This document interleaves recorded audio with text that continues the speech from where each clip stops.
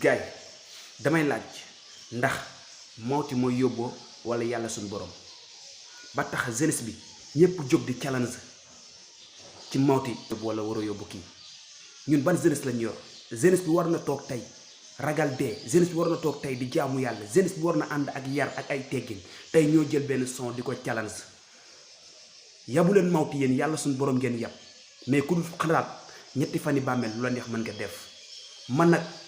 Akhlou Brick du ma wax ak ñoom parce que ñoom ñoo xalaat seen ay idée bind ko mu nekk bind goo xamante ni bind ko ñàkk teggin la lu ñàkk worma ñàkk expérience loolu laa ko mën a jàppee ndax boroom xel